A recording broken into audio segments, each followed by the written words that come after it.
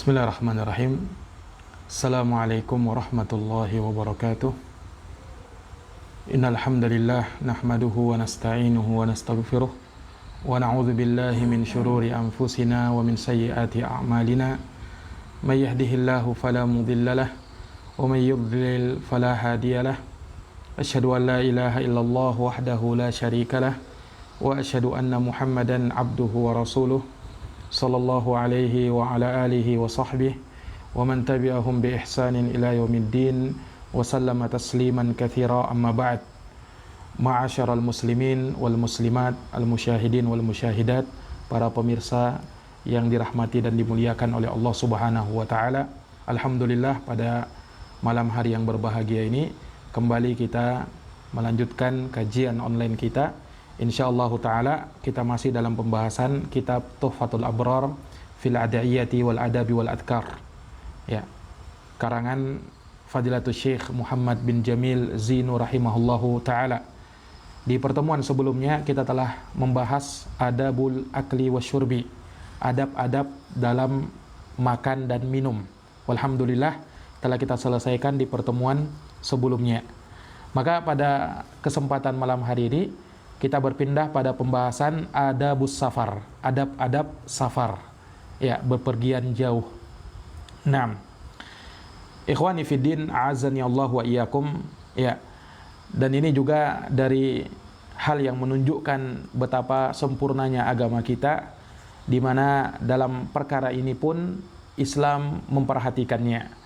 Oleh karenanya, seseorang yang penuh dengan kebaikan manakala ia senantiasa memperhatikan agamanya, bukan hanya hal yang urusannya murni ibadah kepada Allah, tapi dalam perkara-perkara yang mungkin sifatnya muamalah, ada hubungan dengan perkara dunia, seperti masalah safar ini, ya, karena tidak semua orang safar ingin ibadah, tujuan untuk ibadah, tapi ada orang safar untuk dagang, ada orang safar untuk rekreasi, ya, berjalan, berkunjung, dan seterusnya, ya.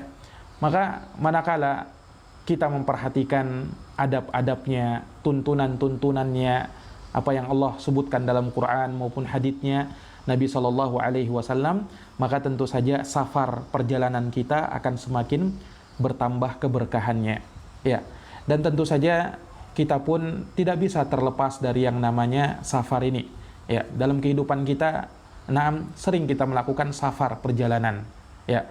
Seorang berjalan atau bepergian dari satu kota ke kota yang lain, entah itu menggunakan mobil, ya, kendaraan darat, atau lautan melalui kapal laut, atau jalur udara dengan kapal terbang, ya. Maka seseorang dengan memperhatikan adab-adabnya, maka insyaallah ta'ala dia pun akan mendapatkan pahala dari perjalanan yang dia adakan. Nah, maka di sini kita akan sebutkan beberapa adab yang disebutkan oleh Syekh Muhammad bin Jamil Zinu rahimahullahu ta'ala terkait dengan adab orang-orang yang ingin melakukan safar, bepergian. Taib. Yang pertama, kata beliau, istihbabul khuruj yaumal khamis, ya. Disunnahkan untuk keluar safar di hari Kamis, awalun nahar, yaitu di awal siang, di pagi hari, ya. Jadi kalau kita mampu untuk keluar safar hari Kamis, maka itu yang disunnahkan. Dan kalau kita mampu mengawali safar kita, perjalanan kita di pagi hari, itu lebih baik. Itu lebih baik. Ini bukan keharusan tentu saja, karena bisa jadi seseorang itu, ya, dia darurat harus pergi bukan di hari Kamis, ya, atau misalnya pergi bukan di pagi hari lantas malah di malam hari misalnya, diperbolehkan, ya. Namun kalau misalnya dia bisa memilih dan mudah baginya untuk mengadakan perjalanan safar, dia bisa memilih waktunya, maka pilih waktu di hari Kamis, tepatnya di pagi hari. Tepatnya di pagi hari. Nah, ini berdasarkan hadis, ya, diriwayatkan oleh Imam Al-Bukhari. Naam, disebutkan kharaja Rasulullah sallallahu alaihi wasallam fi ghazwati Tabuk yaumal khamis. Nabi SAW itu keluar, ya, menuju perang Tabuk, dan beliau safar ketika itu yaumal khamis, di hari Kamis. Wa kana yuhibbu ayyakhruja yaumal khamis. Mungkin ada yang berkata, oh itu kan ketika safar, apa ketika perang? Ya, bagaimana yang lainnya? Nah, maka lafadz hadis berikutnya menunjukkan umum. Wa kana, dan beliau yuhibbu, ya, sangat suka ayyakhruja, untuk keluar safar yaumal khamis, di hari Kamis. Ini umum tentu saja. Ini hadis riwayat Imam Al-Bukhari, ya. Maka ini dari perkara yang perlu kita perhatikan. Jadi kalau mudah bagi kita sekali lagi untuk bisa keluar di hari Kamis, maka hendaknya keluar di hari Kamis. Nah, baik. Dan juga para ulama mengingatkan di sana, ya, kalau misalnya ia mampu juga untuk tidak bersafar di hari Jumat, maka hendaknya ia tidak safar di hari Jumat. Ya, sekali lagi ini bukan hukum keharaman, ya, bukan. Akan tetapi manakala ia tidak darurat untuk pergi di hari Jumat, maka jangan pergi di hari Jumat. Ya, kenapa? Ya, para ulama menyebutkan illatnya, sebabnya, ya, dikarenakan hari Jumat, ya, hari Idnya kaum muslimin di setiap pekannya, dan sangat dikhawatirkan, ya, manakala ia luput dari mengerjakan sholat Jumat, ya kan, luput dari mengerjakan sholat Jumat. Dan hari Jumat itu adalah hari yang mulia, jelas ini, ya, bukan karena beranggapan hari Jumat itu hari yang keramat misalnya, hari yang menakutkan misalnya, enggak. Tapi memang tidak disunnahkan hal tersebut, ya, dan tidak dianjurkan kalau memang kita mampu untuk tidak melakukan safar di hari itu, ya. Tapi kalau misalnya sekali lagi kalau darurat dia harus pergi di hari Jumat, maka tidak ada masalah, ya. Dia tawakal Allah, bertawakal kepada Allah Subhanahu wa taala akan hal tersebut. Nah, adapun sunnahnya bepergian di pagi hari, ya, memulai perjalanan di pagi hari, ini berdasarkan keumuman hadis, ya, sahih riwayat Imam Ahmad. Nabi sallallahu alaihi wasallam bersabda seraya berdoa kepada Allah, Allahumma barik li ummati fi bukuriha. Ya Allah, berkahilah umatku di pagi harinya. Berkahilah umatku di pagi harinya. Ini menunjukkan kepada kita, ya, waktu pagi adalah waktu yang berkah. Maka seorang yang memulai perjalanannya, memulai safarnya di pagi hari, maka ini akan menambah keberkahan dalam perjalanannya. Nah, ini jamaah sekalian yang dirahmati oleh Allah Subhanahu wa taala. Baik. Kemudian berikutnya, hal yang kedua yang diingatkan oleh Syekh, istihbabu talabir rifqah wa ayyu'ammiru ahadahum. Ya, disunnahkan untuk mencari teman dalam safar, mencari sahabat, ya. Tidak bepergian sendirian. Nah, wa ayyu'ammiru ahadahum. Dan kalau dia pergi rombongan, ya, minimal 3 orang, maka hendaknya dia mengangkat amir, pemimpin safar. Ya, pemimpin safar itu sunnahnya. Nah, jadi kalau dia ingin safar, mengadakan perjalanan, cari teman, ya. Dan tentunya dianjurkan, ya, untuk mencari teman yang baik, yang soleh, ya. Ya, karena dengan teman yang soleh akan mengingatkan dia kepada kebaikan, akan dia mengingatkan dia untuk sholat, ya, dan mengingatkan dia dari perkara-perkara yang diharamkan. Beda kalau ia mengangkat teman yang tidak soleh, ya. Maka terkadang justru temannya akan menyerumuskan ia ke dalam perkara yang diharamkan. Ya, jadi ini yang kedua, disunnahkan mencari teman dalam perjalanan dan mengangkat seorang pemimpin amir manakala dia melakukan safar rombongan minimal 3 orang. Ya. Nah, ya, disebutkan dalam hadis riwayat Imam Al-Bukhari, Nabi sallallahu alaihi wasallam bersabda, "Lau annan nasa ya'lamuna minal wahdah ma a'lam ma sara raqibun bilailin wahdahu." Kata Nabi, seandainya manusia tahu dengan ia berpergian sendirian apa akibatnya sebagaimana yang aku ketahui, kata Nabi, maka tidak ada seorang pengendara yang berani jalan di malam hari sendirian. Ini hadisnya riwayat Imam Al-Bukhari. Seandainya manusia itu tahu seperti yang aku tahu, ya, bahayanya pergi sendirian, niscaya kata Nabi, seorang yang berkendaraan tidak mau pergi sendirian. ya, khususnya di malam hari. Nah, ini jamaah sekalian yang dirahmati oleh Allah Subhanahu wa taala. Jadi ini menunjukkan kepada kita dianjurkan, walaupun bukan wajib sekali lagi ya, tapi dianjurkan, disunnahkan untuk mengambil teman dalam perjalanan safar. Ya, ingat, dalam perjalanan safar. Nah, ikhwani fiddin azani Allah wa iyyakum, dalam hadis yang lain Nabi bersabda, hadis sahih atau hasan riwayat Imam Ahmad, ar-rakibu syaitonun war-rakibani syaitonani wath-thalathah rukabun. Kata Nabi, satu orang pengendara ya yang safar sendirian adalah syaiton. Dua orang, dua syaiton. Tiga orang, berarti mereka sudah rombongan pengendara ya. Orang-orang yang berkendaraan ya. Nah, ikhwani fiddin azani Allah wa iyyakum, para pemirsa yang dirahmati oleh Allah. Jadi Nabi di sini menyebutkan orang yang sendirian safar dengan kendaraannya sendirian itu syaiton. Ya. Kenapa Nabi sebutkan seperti itu? Ya. Para ulama menjelaskan, ya karena Nabi menyebutkan dia sendiri syaiton, dua orang, dua syaiton, ya. Karena orang yang sendirian, ya, secara khusus orang yang sendirian itu sangat mudah bagi dia untuk diganggu oleh syaiton. Ya kan? Karena orang sendirian, ya kan? Ya, dia akan melakukan apa yang ia inginkan, ya, tanpa dilihat oleh orang lain. Beda kalau misalnya dia berpergian dan bersamanya ada kawannya, ada temannya, ya, maka kawannya itu akan mengingatkannya, apalagi kawan safarnya orang yang soleh, akan mengingatkan dia, akan memerintahkan dia, ya, untuk menjalankan kewajibannya, meninggalkan yang dilarang, ya kan? Ya. Beda kalau misalnya dia tidak ada teman, ya. Ya. Syaitan akan lebih mudah untuk mendekati dia dan mengganggu dia. Dan ketika dia melakukan, ya, apa yang dibisikkan oleh syaitan kepada dia, maka amalannya mirip dengan amalan syaitan. Makanya Nabi mengatakan syaitan. Ar-rakibu syaitonun. Kenapa? Mudah syaitan untuk mengganggu dia. Inginnya dia pun melakukan perkara yang diharamkan. Jadi seakan-akan dia adalah syaitonnya manusia ketika itu.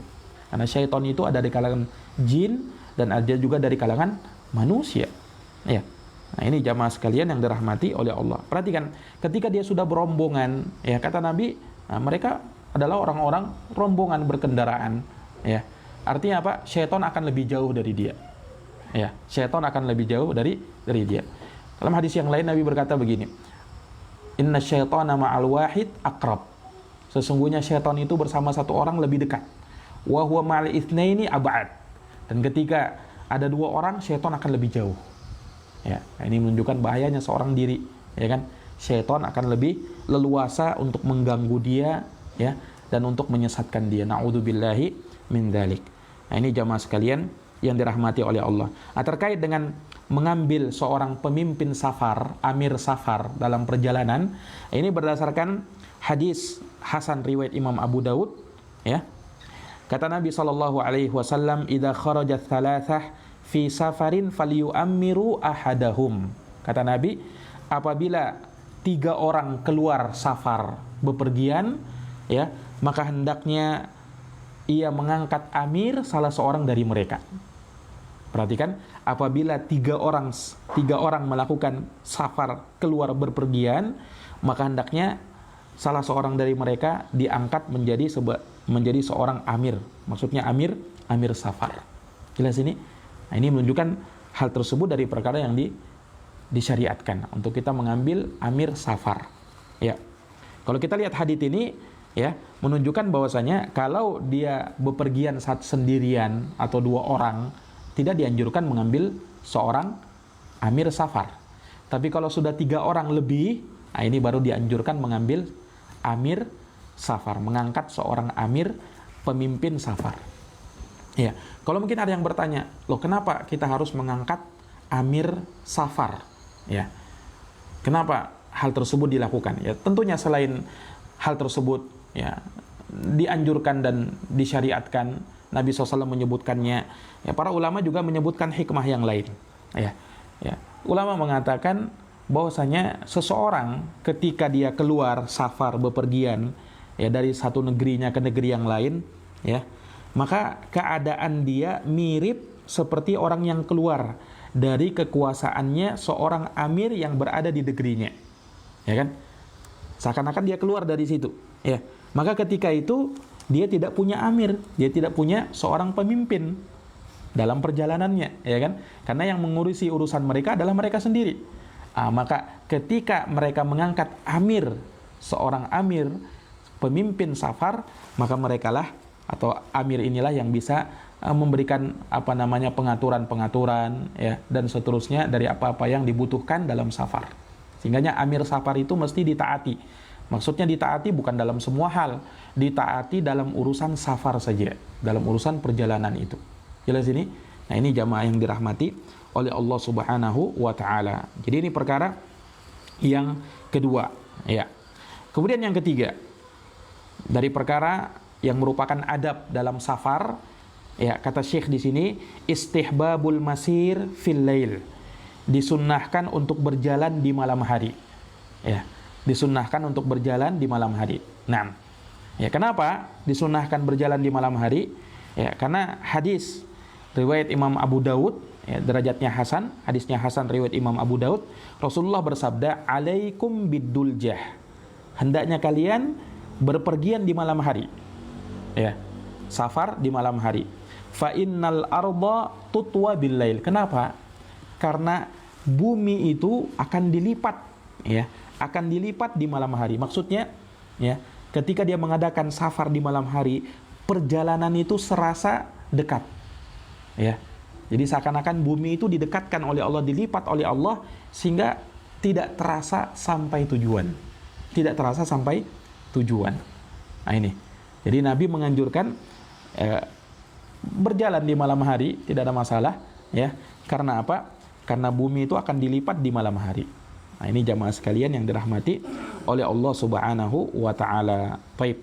Itu perkara yang ketiga. Yang keempat, ya, taudhi'ul musafir wad du'a lahu, ya.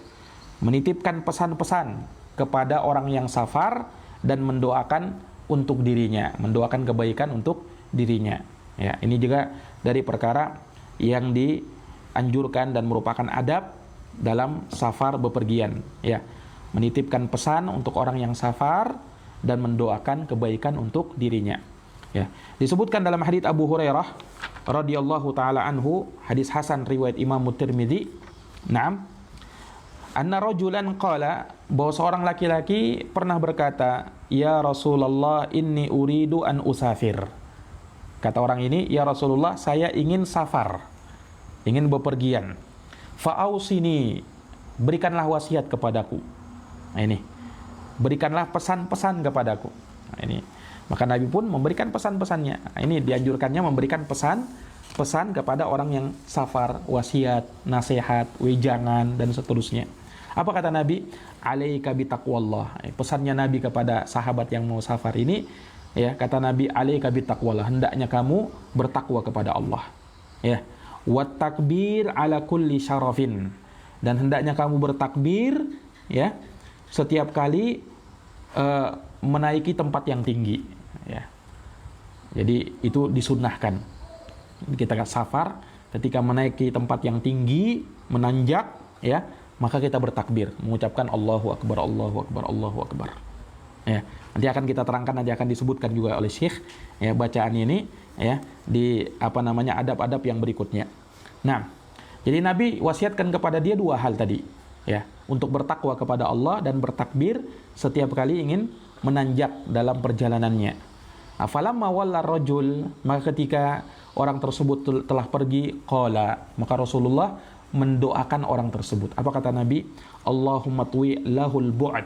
Ya Allah, dekatkanlah ia jarak perjalanannya, dekatkan jarak perjalanannya, ya. Wa hawwin alaihi safar, dan mudahkanlah perjalanannya. Mudahkanlah perjalanannya. Ini ikhwani fillah azani Allah wa iyyakum. Ini menunjukkan disunnahkan juga mendoakan orang yang ingin safar. Nah, baik. Kemudian dalam hadis sahih riwayat Imam Abu Daud, Rasulullah sallallahu alaihi wasallam idza arada yastaudi'ul jaysh, kalau Nabi ingin menitipkan pesan kepada pasukan perang, ya, Nabi berkata kepadanya, istaudiullah dinakum wa amanatakum wa khawatim a'malikum. Kata Nabi, ini doa yang diucapkan juga, ya, bagi orang yang ingin safar. Istaudiullah dinakum. Semoga Allah, aku titipkan Allah kepada Allah Subhanahu wa taala agamamu, amanahmu, dan penutup amalanmu. Ya, hadis sahih riwayat Imam Abu Daud, ya. Taib. Kemudian juga, ya, mirip dengan itu hadis sahih riwayat Imam Ahmad, ya, karena Rasulullah sallallahu alaihi wasallam idza wadda'a rajulan akhadha bi yadihi fala yada'ha hatta yakuna ar-rajul huwa alladhi yada'u yadahu, ya, bahwa Rasulullah SAW itu apabila ingin menitipkan pesan kepada seseorang, ingin berpesan, menyampaikan nasihat, wasiat kepada seseorang, maka ya Nabi mengambil tangannya. Dan Nabi tidak melepaskan tangannya tersebut hingga orang itu sendiri yang melepaskan tangannya. Nabi berkata, istaudiullah hadinak. Semoga Allah, aku titipkan astaudiullah hadinak. Aku titipkan kepada Allah agamamu, wa amanatak, amanahmu, wa khawatim amalik, dan penutup amalanmu. Ya. Nah, ini ikhwani fiddin, azani Allahu wa iyyakum. Ini dari perkara yang dianjurkan. Ya. Nah, kemudian juga dari hal yang kita tambahkan di sini, ya, sebelum kita melihat poin yang berikutnya yang kelima, ya, di sana para ulama juga menyebutkan, ya, dari perkara yang dianjurkan ketika kita ingin safar, ya, juga berdasarkan riwayat-riwayat tadi, ya, bahwasanya seseorang dianjurkan untuk berpamitan, ya, ketika ingin safar, berpamitan kepada kawan-kawannya, teman-temannya, ya, kepada tetangganya, ya, atau terlebih lagi kepada kedua orang tuanya, kepada keluarganya, pamitan. Naam, ya. Dan ini dari perkara yang para sahabat melakukannya, ya, kepada keluarganya, kepada Nabi sallallahu alaihi wasallam, ya, meminta nasihat-nasihat, wejangan-wejangan yang baik, ya. Itu dari perkara yang sangat bagus. Naam. Dan juga ada riwayat lainnya, Nabi pernah didatangi oleh seorang sahabat, kemudian mengatakan, ya Rasulullah zawwidni, ya Rasulullah bekalilah aku. Maka Nabi berkata, zawwadakallahu taqwa wa ghafara dzambak wa wajjahaka ilal khair haitsu tawajjahta. Semoga Allah membekalimu dengan ketakwaan, mengampuni dosa-dosamu, dan mengarahkanmu kepada kebaikan dimanapun kamu berada. Ya. Dalam riwayat yang lain, wa ja'ala laka khairan haitsu ma kunta. Dan semoga Allah menjadikan untukmu kebaikan dimanapun engkau berada. Dalam riwayat lain, wa yassir lakal khaira haitsu ma kunta. Dan semoga Allah mudahkan kebaikan untukmu dimanapun engkau berada. Ini hadis riwayat Imam At-Tirmidzi, ya, dari Anas bin Malik, dan haditsnya dihasankan oleh Syekh Al-Albani rahimahullahu taala. Nah, ini ikhwani fiddin azani Allahu wa iyyakum. Ya. Dalam hadis yang lain, ya. Atau sudah kita sebutkannya tadi hadisnya Abu Hurairah radhiyallahu taala anhu. Ya. Nah, ikhwani fiddin azani Allah wa iyyakum. Ya, maka ini dari perkara yang dianjurkan bagi orang yang ingin safar, mengadakan perjalanan, ia meminta izin, ya, kepada kawan-kawannya, tetangganya, keluarganya, ya, kepada orang tuanya, ya, tentunya dengan harapan agar, ya, keluarganya atau kawan-kawannya, tetangganya mengetahui hal tersebut, dan boleh jadi dia akan mendoakan kebaikan untuknya. Boleh jadi akan mendoakan kebaikan untuknya. Ya. Nah, ini ikhwani fiddin azani Allahu wa iyyakum. Ya. Taib. Kemudian berikutnya, ya. Poin yang kelima yang disebutkan oleh Syekh di sini, istihbabu ad-du'a fis safar. Disunnahkan untuk berdoa ketika safar. Ya. Ini orang yang safar itu hendaknya dia berdoa dalam safarnya, dalam perjalanannya, ya. Wa ma yaquluhu idza nazala manzilan. Apa yang harus diucapkan, ya, oleh seseorang apabila dia singgah di suatu tempat, ya. Jadi di sini ada dua perkara yang beliau ingin sebutkan. Yang pertama, disunnahkannya safar, disunnahkannya berdoa bagi orang yang safar. Ini dalam safarnya itu, dalam perjalanannya perbanyak doa. Karena doa di situ mustajabah. Doa orang yang safar mustajab. Kemudian juga ada doa yang diucapkan ketika singgah di suatu tempat. Dia singgah di suatu tempat, ya. Nanti akan lanjutkan lagi perjalanan. ada doa yang disunnahkan untuk diucapkan. Ya. Adapun terkait dengan sunnahnya berdoa dan dianjurkan untuk memperbanyak doa ketika safar, ini berdasarkan hadis ya hasan riwayat Imam At-Tirmidzi. Nabi bersabda, "Thalathu da'awatin mustajabatin." Ada 3 doa yang mustajab. La syakka fihinna. Tidak diragukan. Ya, 3 hal ini, 3 doa ini. Ya, doanya siapa? Yang pertama, da'watul madlum, doanya orang yang terzolimi. Wa da'watul musafir, doanya orang yang safar. Wa da'watul walid ala walidihi, atau da'watul walidi ala waladih, doanya orang tua kepada anaknya. Doanya orang tua kepada anaknya. Lihat, perhatikan, di antara salah satu dari 3 doa yang mustajab, kata Nabi, da'watul musafir, doanya orang yang safar. Makanya perbanyak doa ketika safar, ya, karena di situ waktu yang mustajab. Baik. Kemudian, ya, terkait dengan doa yang diucapkan ketika singgah di suatu tempat, Nabi bersabda dalam hadis riwayat Muslim, "Man nazala manzilan." Barang siapa yang singgah di suatu tempat, thumma qala, lalu dia berdoa, "A'udzu bikalimatillahi tammat min syarri ma khalaq." Nah, ini doanya. Saya sudah hafalkan semua. A'udzu bikalimatillahi tammat min syarri ma khalaq. Ya. Kata Nabi, kalau dia mengucapkan doa ini, ya, aku berlindung dengan kalimat-kalimat Allah yang maha sempurna dari kejahatan seluruh makhluk. Kata Nabi, lam yadhurruhu syai'un hatta yartahila min manzilihi dzalik. Tidak ada sesuatu pun yang bisa memudaratkan dia, yang bisa membahayakan dia sampai dia berpindah dari tempat tersebut. Ya, perhatikan hadis ini.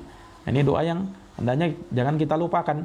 Kalau singgah di suatu tempat, di mana saja, ya, singgah, ucapkan doa ini. A'udzu bikalimatillahi tammati min syarri ma khalaq. Aku berlindung dengan kalimat-kalimat Allah yang maha sempurna dari kejahatan seluruh makhluk. Nah, maka tidak ada satupun yang bisa membahayakan dirinya. Tidak manusia, tidak jin, tidak binatang, tidak hewan, atau apa saja dari makhluk-makhluk yang mengganggu, yang jahat, tidak akan bisa memberikan bahaya atau mudarat darinya kepadanya, karena dia telah dilindungi oleh Allah Subhanahu wa Ta'ala. Nah, ini ikhwani fiddin, a'azzani Allahu wa iyyakum. Ya. Jadi seperti itu ya, kalau singgah di suatu tempat baca doa ini. Nah, tidak seperti yang dilakukan oleh sebagian orang terkadang, ya, kalau singgah di suatu tempat malah meminta perlindungan kepada jin, ya. Ada sebagian orang kalau lewat di suatu tempat, ya, singgah di suatu tempat minta izin sama penunggunya. Ya, naudzubillah. Ini terkadang bisa mengantarkan orang kepada kesyirikan kepada Allah. Ya, harusnya dia minta perlindungan kepada Allah, bukan malah melakukan suatu amalan atau apa-apa, ya, supaya tidak diganggu sama jin. Ya, terkadang ada sebagian orang meyakini, ya, harus membunyikan bel misalnya, ya, motornya diklakson atau sejenis itu. Ini dari perkara-perkara yang terkadang bisa mengantarkan orang kepada kesyirikan kepada Allah. Harusnya baca doa ini, a'udzu bikalimatillahi tammat min syarri ma khalaq.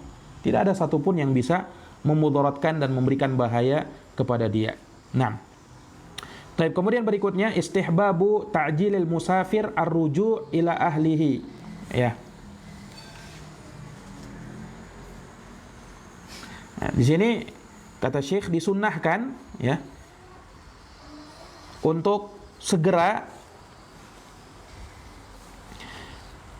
kembali kepada keluarganya. Jadi orang yang safar ketika dia pergi dan sudah ingin pulang dari safarnya, maka segera kembali ke keluarganya. Jangan ditunda-tunda lagi. Ya, apabila dia sudah menyelesaikan hajatnya, idza qadha hajatahu. Ila sini. Nah, Rasulullah bersabda, as-safaru qit'atun minal azab. Safar itu setengahnya azab, separuhnya azab. Ya. Kenapa Nabi berkata seperti itu? Ya, karena dimaklumi, ya, karena orang yang safar itu tentu mengalami kelelahan, capek, ya kan? Ya, banyak kesibukan, ya. Banyak hal yang meletihkan, melelahkan. Walaupun dengan adanya alat transportasi yang canggih seperti sekarang ini, naik mobil, naik kapal, naik pesawat, tapi subhanallah keletihan dalam safar itu tetap dirasakan, ya kan? Makanya Nabi mengatakan as-safaru qit'atun minal adab. Safar itu separuhnya azab, ya. Karena kita banyak ditimpa keletihan, kecapean dalam safar kita itu, ya kan? Apalagi ketika kita membawa bawaan yang banyak, itu sangat terasa itu, ya. Apa namanya, capeknya dalam safar, apalagi harus menunggu, ya kan? Terkadang apa namanya, pesawatnya delay misalnya, ya. Banyak hal-hal yang terkadang membuat kita menjadi lelah dalam safar itu. Maka Nabi mengatakan as-safaru qit'atun minal azab. Safar itu separuhnya azab. Yamna'u ahadukum ta'amahu, ya, di mana ya ini juga bahagian dari azab tersebut. Ya, salah seorang dari kalian ketika dia safar kadang dia terhalang dari makanannya, ya kan? Wa syarabahu, minumannya, wa naumahu, minuman tidurnya. Ya, artinya begini, ketika dia safar tidak sama seperti ketika dia mukim. Mungkin dia makan, akan tetapi ya dia makannya tidak lagi di waktu-waktu yang biasa dia makan, ya kan? Mungkin biasa dia makan rutin pagi, siang, sore, ya kan? Ada jadwal dia atur di situ. Tapi ketika ada safar, dia harus menunggu dulu, ya kan? Kadang dia harus tidak bisa makan pada saat yang seharusnya dia makan, ya kan? Minum juga demikian, dia harus bersabar. Tidur pun demikian, ya kan? Karena dalam safar ya terkadang ya orang mau tidur tidak sebagaimana ketika dia berada di rumah, ya kan? Nah, maka seperti itu. Makanya kata Nabi, fa idza qadha ahadukum nahmatah, apabila salah seorang dari kalian sudah menunaikan hajatnya, kebutuhannya, min safarihi, dari safarnya, falyajil ila ahli, segera menemui keluarganya, segera temui keluarga. Hadis riwayat Bukhari dan Muslim. Nah ini. Jadi orang yang safar itu disunnahkan untuk segera kalau pulang selesai hajatnya segera temui keluarga, jangan ditunda-tunda lagi. Nah, kemudian yang ketujuh, yang terakhir di sini kata Syekh, istihbab ibtida'il qadim bil masjid alladhi fi jiwarih wa salatuhu fihi rak'atain. Disunnahkan ya ketika awal kali datang untuk menuju masjid. Ya, jadi jangan di rumahnya dulu, menuju masjid dulu yang ada di sekitar rumahnya, ya. Kemudian dia sholat di situ 2 rakaat. Nah, ini disunnahkan, sekali lagi disunnahkan. Kalau dia tidak lakukan, tidak masalah, tapi dianjurkan. Ya, dia sebelum datang ke rumah, pergi ke masjid dulu. Kalau mudah bagi dia untuk pergi ke masjid, ya, sholat 2 rakaat di situ. Setelahnya baru pulang ke rumah. Nah, itu sunnah yang dilakukan oleh Nabi SAW ketika beliau datang dari safarnya. Kata dalam riwayat Bukhari Muslim disebutkan di sini, kana Rasulullah SAW idza qadima min safarin bada abil masjid faraka'a fi rak'atain. Bahwa Rasulullah SAW apabila datang habis dari bepergian, maka beliau pertama kali datang ke masjid, beliau sholat 2 rakaat di situ. Baru setelahnya datang ke rumahnya. Jelas ini?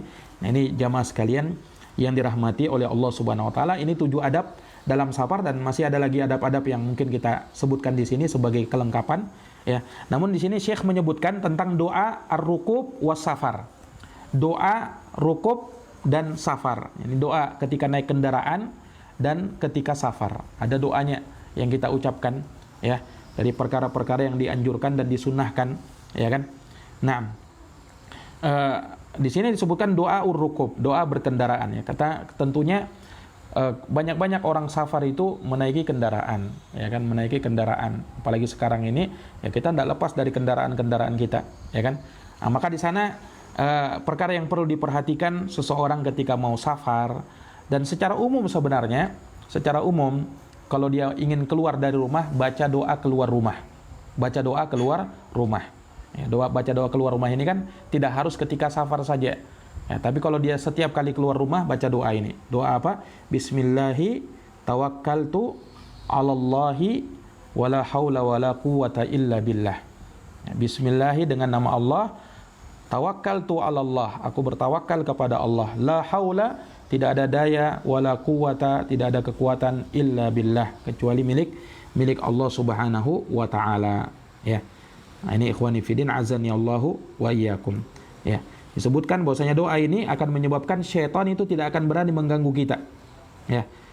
Karena Nabi mengatakan ketika seseorang mengucapkan kalimat ini, ya, maka dikatakan qad hudita wa wuqita wa kufita, ya. sungguh dia telah diberikan hidayah, engkau telah diberi hidayah, engkau telah dilindungi dan engkau telah diberikan kecukupan, ya. Dan syaitan akan jauh dari dia. Syaitan akan jauh dari dia. Ini ikhwani fillah menunjukkan betapa hebatnya doa ini kalau kita ucapkan ketika keluar rumah, ya. Nah, demikian pula ketika menaiki kendaraan, ya.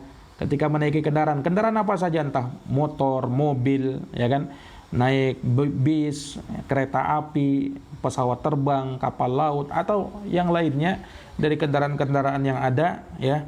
Nah, maka dia dianjurkan untuk mengucapkan doa-doa ketika menaiki kendaraan seperti yang nanti akan datang penyebutannya insyaallah taala. Taib, ikhwani fiddin, a'azzani Allah wa iyyakum, para pemirsa yang dirahmati dan dimuliakan oleh Allah Subhanahu wa taala.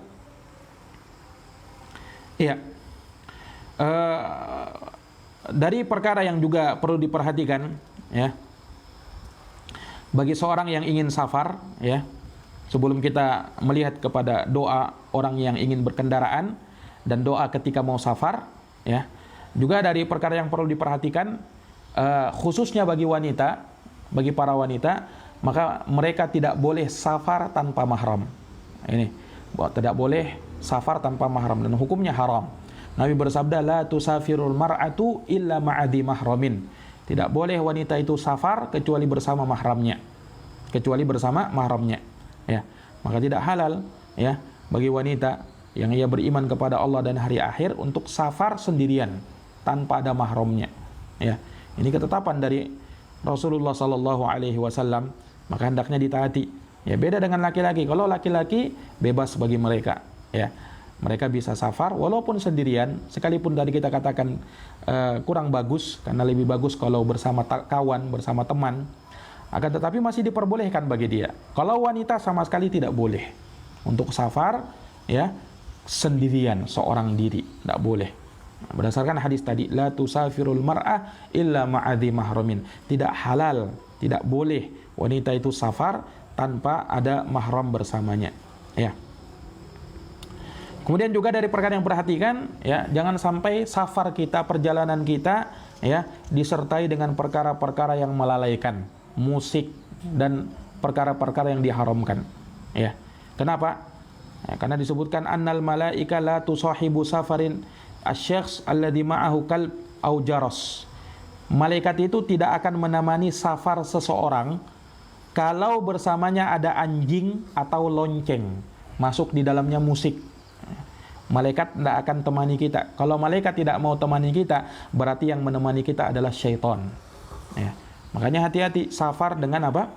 Safar bersama musik, ya. Ada musik, ya. Dan Allahul musta'an di zaman kita ini, ya, na'udzubillah, kadang, ya, orang sulit lepas dari musik ini. Bahkan kita turut menjadi korban terkadang. Ketika kita safar, ya, perjalanan naik mobil atau bis atau apa saja, terkadang, ya, apa namanya, kata sebagian mereka untuk melepaskan kelelahan, santai, mereka bunyikan musik. Na'udzubillah. Justru ini mengundang syaitan. Syaitan akan masuk bersama kita, ikut dalam perjalanan kita. Malaikat tidak akan mau masuk, malaikat tidak akan mau ikut. Kenapa? Malaikat tidak akan senang dengan suara-suara lonceng, suara-suara syaitan, suara musik seperti itu. Maka jangan sampai perjalanan kita disertai dengan musik-musik, ya. Yang lebih baik bunyikan murattal, ya kan, atau ceramah-ceramah agama, ya, atau jangan sama sekali bunyikan hal-hal yang mengandung murka Allah, musik-musik dan seterusnya, apalagi disco, naudzubillahi min dalik. Ini dari perkara yang bisa merusak safar perjalanan kita. Taib, ikhwani fillah, azani Allah wa iyyakum. Kemudian di sini juga diingatkan, ya, dari doa yang disebutkan dalam perjalanan, ya. Di sini kata Syekh, qala Jabir radhiyallahu anhu, Jabir radhiyallahu anhu berkata dalam hadis riwayat Imam Al-Bukhari, kunna idza sa'idna kabbarna wa idza nazalna sabbahna, ya. Kata Jabir, kami apabila dalam safar perjalanan, apabila mendaki kami bertakbir, kalau menurun kami bertasbih. Nah, jadi kalau dalam perjalanan safar ketika menaik, baca apa? Allahu akbar, takbir. Ketika turun, baca apa? Subhanallah, subhanallah, subhanallah. Jelas, ya? Nah, ini sama kalau misalnya kalau naik pesawat, ketika take up, ya, maka baca Allahu Akbar, Allahu Akbar, Allahu Akbar, menaik. Ketika mau landing, ya, turun, maka baca Subhanallah, Subhanallah, Subhanallah. Seperti itu. Jelas ya? Nah, demikian pula dalam perjalanan, ya, naik mobil misalnya, ketika mendaki, naik gunung, baca Allahu Akbar, turun, baca Subhanallah. Ya. Ini dari perkara yang disunnahkan untuk kita lakukan. Dan hendaknya perbanyak membaca zikir-zikir, ya kan, dalam perjalanan, karena kita tidak tahu, ya, apa yang menimpa kita dalam perjalanan kita, dalam safar kita, ya kan, kita tidak tahu. Manakala misalnya ditakdirkan, ya, kita harus meninggal di dalam safar kita, ya, maka kita pun meninggal di atas kalimat-kalimat thayyibah, kalimat-kalimat yang baik, dan kita insya Allah akan menemui yang namanya husnul khatimah. Beda yang kalau kita yang ucapkan, kita menyanyi, ya. Kalau terjadi sesuatu dalam safar kita yang tidak ada tahu kecuali Allah Subhanahu wa taala apa yang terjadi, ya, naudzubillah, kita menutup dengan nyanyian-nyanyian, naudzubillah. Nah, taib. Jadi itu yang perhatikan. Jadi kalau menaik, mendaki, baca Allahu Akbar. Ketika menurun, baca Subhanallah. Taib. Kemudian berikutnya, ya, seseorang kalau menaiki mobil, pesawat atau selainnya, dari kendaraan-kendaraan, masuk di dalamnya motor, sepeda, ya kan, kendaraan-kendaraan yang biasa, kapal laut, kapal terbang, ya, dan seterusnya, ya, baca doa naik kendaraan. Apa doanya? Baca bismillah. Alhamdulillah, jadi bismillah walhamdulillah subhanalladzi sakhkhara lana hada wa ma kunna lahu muqrinina wa inna ila rabbina lamunqalibun. Kemudian baca alhamdulillah, alhamdulillah, alhamdulillah. Allahu akbar, Allahu akbar, Allahu akbar. Subhanaka inni zalamtu nafsi faghfirli fa innahu la yaghfirud dzunuba illa anta. Ini doa naik kendaraan, hendaknya dihafal. Ya, hendaknya dihafal. Hadis riwayat Tirmizi, dan beliau berkata hadis hasan sahih. Ya. Jadi setiap kali naik kendaraan baca doa ini. Entah kita naik motor, naik mobil, mau perjalanan apa saja, pergi taklim, mau beli sesuatu, ya, baca doa ini. Ya, baca doa ini, ya. Nah, doanya mudah insyaallah taala. Bismillah, alhamdulillah, subhanalladzi sakhkhara lana hada wa ma kunna lahu muqrinina wa inna ila rabbina lamunqalibun, ya. Alhamdulillah, alhamdulillah, alhamdulillah, Allahu akbar, Allahu akbar, Allahu akbar. Subhanaka inni zalamtu nafsi faghfirli fa innahu la yaghfirud dzunuba illa anta.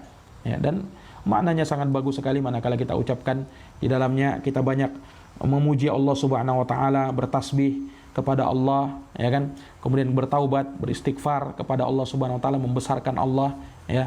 Ini dari makna-makna kalimat ini. Ya, kemudian doa safar. Doa safar apa? Allahumma inna nas'aluka fi safarina hadzal birra wat taqwa wa minal amali ma tarda. Allahumma hawwin 'alaina safarana hadza wa twi 'anna bu'dahu. Allahumma anta sahibu fis safar. Ya, wal khalifatu fil ahl. Allahumma inni a'udzu bika min wa'tha'is safar, min wa'tha'is safar wa ka'abatil mandar wa su'il munqalib fil mali wal ahl. Ini doa safar, hadis sahih riwayat Imam Muslim. Ya, saya ulangi, Allahumma inna nas'aluka fi safarina hadzal birra wat taqwa, hadza al birra wat taqwa wa minal amali ma tarda. Allahumma hawwin 'alaina safarana hadza wa twi 'anna bu'dahu. Allahumma anta sahibu fis safar wal khalifatu fil ahl. Allahumma inni a'udzu bika min wa'tha'is safar wa ka'abatil mandar, ya, wa ka'abatil mandar wa su'il munqalib fil mali wal ahl. Ini doa safar. Nah, kata Nabi, wa idza raja'al musafir qalahunna wa zada 'alaihinna. Dan kalau dia pulang, orang yang safar tadi pulang, maka dia kembali mengucapkan itu, Allahumma inna nas'aluka fi safarina hada, dan seterusnya. Lalu dia tambahkan terakhirnya dengan mengatakan ayibuna taibuna abiduna li rabbina hamidun. Ayibuna taibuna abiduna li rabbina hamidun. Ya. Ini juga riwayat Imam Muslim. Jelas ini. Ini doa yang patut untuk kita hafalkan, ya, dari doa-doa yang sangat bagus, ya, manakala kita ingin bepergian, ya. Bisa dihafalkan, ya, dan kita dapatkan di buku-buku zikir dan doa yang sahih, ya, di buku-buku tersebut. Ya, silahkan dilihat di situ. Nah, kemudian juga kami tambahkan di sini ada doa ketika memasuki suatu negeri, ya, entah itu desa, tempat baru yang kita baru kunjungi, ya. Kita doa begini, Ya, seperti yang disebutkan dalam hadits yang sahih, bahwasanya seseorang apabila memasuki dan melihat suatu negeri, ya, suatu kampung, ya, maka hendaknya dia berdoa dengan mengucapkan Allahumma rabbas samawati sab', ya, wa ma adlalna, wa rabbal aradina sab' wa ma aqlalna, ya, wa rabbas syayatin wa ma adlalna, wa rabbar riyah wa ma darayna, fa inna nas'aluka khaira hadhil qaryah wa khaira ahliha wa na'udzu bika min syarriha wa syarri ahliha wa syarri ma fiha. Ya. Ini hadis sahih, disahihkan oleh Syekh Al-Albani dan juga Syekh Muqbil Al-Wadi'i, hadis riwayat Imam An-Nasa'i. Ya. Ini doa ketika melihat suatu negeri. Kita juga bisa temukan di buku-buku doa dan zikir, ya, yang ada bersama kita di Hisnul Muslim. Insyaallah ada di situ, bisa dilihat doa-doanya di situ. Nah, ini wallahu taala alam bissawab. Taib. Ikhwani fi din azani Allah wa iyyakum. Ya, kemudian juga dari perkara yang dimaklumi, ya, bagi orang yang ingin safar itu, dan ia ketika dalam safar, ya, dia diberikan keringanan rukhsah, ya, dalam perjalanannya boleh untuk menjamak salat, dan disyariatkan bagi dia untuk mengqasar salatnya, ya. Kalau menjamak salat, menggabungkan salat, dia bisa jamak antara zuhur dan asar, dan juga antara maghrib dan isya. Kalau mengqasar salat, dia ringkas, yang tadinya 4 jadi 2 rakaat. Jadi kalau sholat maghrib tidak bisa dikosor, sholat subuh tidak bisa dikosor. Yang bisa dikosor cuman zuhur, asar, dan isya. Nah, itu yang bisa dia kosor. Nah, boleh juga jamak sekaligus kosor, jamak kosor namanya. Entah di awal namanya di takdim, jamak takdim, atau diakhirkan namanya jamak takhir. Ya. Taruh misalnya dia ingin jamak kosor antara zuhur dan asar. Jamak takdim berarti di awalnya, di waktu zuhur. Zuhur dia kerjakan 2 rakaat karena sekaligus mengkosor. Kemudian setelahnya dia kerjakan lagi asar 2 rakaat. Dia kerjakan dengan 1 kali azan dan 2 kali iqamat. 2 kali iqamat maksudnya qomat untuk sholat zuhur dan qomat untuk sholat asar. Jelas ini? Nah, dia lakukan seperti itu sholatnya, diringkas, jamak kosor sekaligus. Kalau di akhirnya dia jamak takhir, berarti dia kerjakan di waktu asar. Ya, jadi zuhur dia tidak kerjakan di waktu zuhur, pas waktu asar, nah, dia sholat di situ. Sholat zuhur dulu baru asar, karena sholat itu tartib. Ya, mesti zuhur dulu baru, jangan asar dulu baru zuhur, tapi zuhur dulu baru asar. Sama seperti tadi, dia kerjakan 2 rakaat zuhur, ya, dengan azan dan qomat. Kemudian setelah selesai sholat zuhur 2 rakaat, ya, karena dia kosor, maka dia qomat lagi untuk sholat asar juga dengan 2 rakaat karena dikosor. Begitu pula maghrib isya. Kalau maghrib isya karena maghrib tidak bisa dikosor, maka kerjakan 3 rakaat maghribnya. Kalau isya bisa dikosor. Isya dia kerjakan 2 rakaat. Entah di jamak takdim, kalau jamak takdim berarti dikerjakan di waktu maghrib, atau jamak takhir berarti dikerjakan di waktu isya. Jelas ini? Nah, ini perkara yang disyariatkan, jamak disyariatkan, kosor disyariatkan. Hanya ulama berselisih pendapat, kalau mengkosor ini apakah hukumnya sunnah atau wajib. Jumhur ulama mengatakan sunnah muakkadah. Sebagian ulama mengatakan hukumnya wajib, ya, karena mereka berdalilkan dengan hadits Aisyah radhiyallahu anha, ya, bahwasanya awalnya sholat itu 2 rakaat 2 rakaat. Kemudian ketika Nabi hijrah, ya, ditambah yang tadinya 2 rakaat menjadi 3 rakaat untuk maghrib, ya, kemudian 4 rakaat untuk zuhur, asar, dan isya. Nah, kemudian untuk safar tidak ditambah, kata Aisyah radhiyallahu anha. Maknanya seperti itu. Nah, menunjukkan kata para ulama, kalau safar berarti wajib tetap 2 rakaat. Wallahu alam, ini perselisihan ulama, ya. Walaupun kami lebih condong kepada pendapat yang mengatakan wajibnya, dan itu pendapatnya Syekh Muqbil rahimahullahu taala, dan beliau berdalilkan dengan hadis tersebut. Wallahu taala alam bissawab. Dan perlu diingat, mengkosor salat itu khusus hanya dalam keadaan safar saja. Beda kalau menjamak salat. Kalau menjamak salat boleh walaupun tidak safar. Boleh misalnya ketika sakit mau jamak silahkan, atau misalnya ketika hujan mau jamak salat boleh silahkan, ya. Nah, ini dari perkara rukhsah yang diberikan, ya. Dan juga boleh sholat sunnah di atas kendaraan. Kalau ingin sholat sunnah di kendaraan boleh, ya. Kecuali kalau sholat wajib. Kalau sholat wajib, ya, asalnya turun dari kendaraan. kecuali kalau tidak memungkinkan, ya kan, di pesawat misalnya, tidak mungkin dia mau turun kan, ya, maka dia sholat di atas kendaraannya, di atas pesawatnya, apalagi waktu sudah mau habis misalnya, sholat di atas pesawatnya, ya kan. Nah ini, tapi asalnya kalau dia bisa turun, dia turun untuk sholat wajib. Kalau sholat sunnah boleh di atas kendaraan mutlak, secara mutlak boleh. Nah ini wallahu ta'ala alam bisawab, ya. Taib, ikhwani fiddin, azani Allah wa iyyakum, ya. Ini dari perkara yang bisa kita sampaikan, ya, terkait dengan adab-adab orang yang safar dalam perjalanan.